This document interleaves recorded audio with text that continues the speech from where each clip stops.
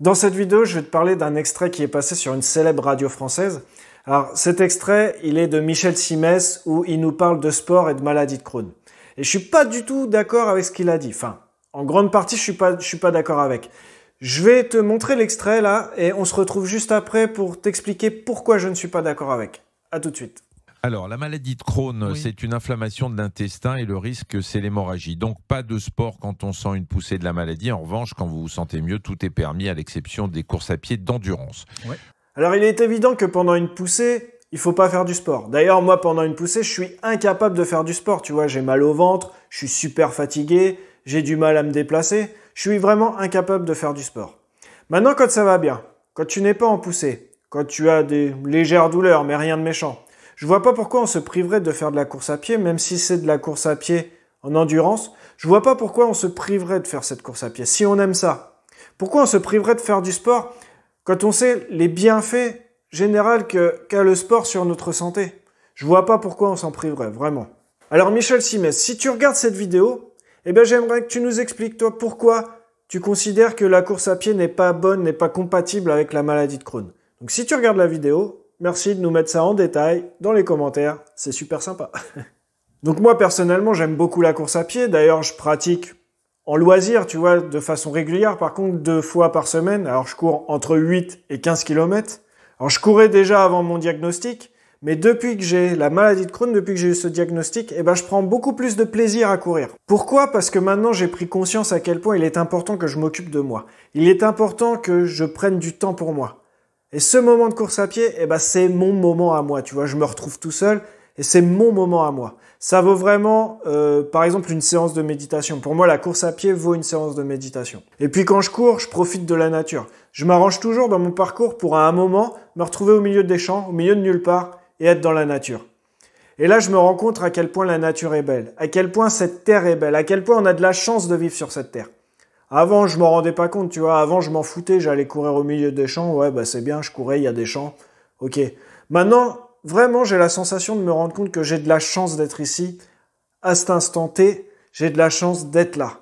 Et puis, j'ai une motivation beaucoup plus forte. Avant, quand je courais, au bout d'une demi-heure, j'étais dans le dur. J'ai arrêté de courir. Je disais, ok, on verra ça la semaine prochaine. Là, je suis trop fatigué, j'arrête de courir. Avant, quand il pleuvait, quand il faisait froid, j'allais même pas courir, tu vois, je sortais même pas de chez moi pour aller courir. En réalité, j'aimais pas du tout sortir de ma zone de confort. Alors que maintenant, je sors volontiers de ma zone de confort. Je sors volontiers courir quand il pleut, quand il y a du vent, quand il fait froid. C'est pas grave, je m'en fous. Le plus dur, c'est de mettre les baskets. Une fois que t'as mis les baskets, t'y vas et y a pas de souci. Et puis, en sortant de cette zone de confort, eh ben, je me dis que j'habitue mon corps à être dans le dur, j'habitue ma tête à être dans le dur.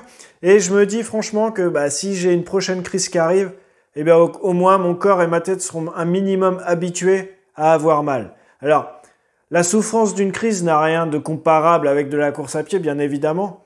Mais au moins, mon corps et ma tête seront préparés un minimum. Et je saurai faire face à cette crise. Maintenant, chaque kilomètre que je fais où je suis à 2 doigts d'abandonner, j'ai cette force intérieure qui me dit « Continue. Continue parce que tu as un parcours et il faut que tu le fasses jusqu'au bout. Continue parce que toi, tu as la chance de courir. Continue parce que toi, tu as la chance de pouvoir en chier. Il y a des personnes, malheureusement, ils peuvent plus courir. Il y a des personnes, malheureusement, ils peuvent plus faire de sport. Et pour eux, tu te dois de ne pas abandonner. Donc tout ça, j'ai pris conscience de ça, alors qu'avant la maladie, j'avais pas du tout conscience de ça. Et puis surtout, quand je cours, je me sens nettoyé.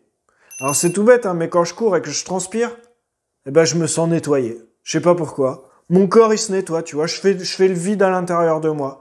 Je transpire, j'ai les mauvaises toxines qui ressortent. Et tout ça, j'ai l'impression de le ressentir. J'ai l'impression que mon ventre est beaucoup plus léger, j'ai l'impression que ma tête, elle est complètement vidée. En fait, quand je fais une séance de sport, c'est comme si je faisais une séance de nettoyage intérieur. En tout cas, c'est vraiment la sensation que j'ai, tu vois. Alors, je ne cours pas pour aller chercher des performances, ça, je m'en fous complètement. Je cours pour moi, je cours pour garder la santé que j'ai réussi à avoir. Je cours pour garder la santé que j'ai toujours rêvé d'avoir.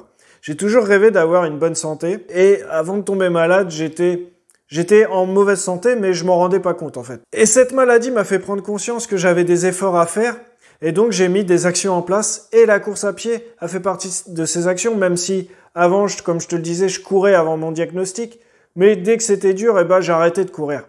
Que maintenant, je continue. Et du coup, ces actions, elles font partie de moi, elles font partie de mon bien-être. Et puis, là où je suis pas d'accord avec Michel Simès, c'est que pour moi, la course à pied, elle a vraiment des réels bénéfices sur la maladie de Crohn. Maintenant, ce qui est valable pour moi n'est pas forcément valable pour les autres. Ce qui est valable pour moi n'est pas forcément valable pour toi, tu vois. Mais je pense qu'il est quand même préférable de faire du sport que de rester sur son canapé à rien faire avec un paquet de chips, à regarder Netflix, tu vois, par exemple. Alors, je sais, c'est pas ce qu'a dit le docteur Michel Simès dans ce petit extrait de vidéo, mais je grossis le trait volontairement pour te faire prendre conscience qu'il est important que tu te mettes dans l'action si tu as l'objectif de t'en sentir mieux. C'est pas en restant dans ton canapé, c'est pas en restant chez toi à ne rien faire que tu vas te sentir mieux.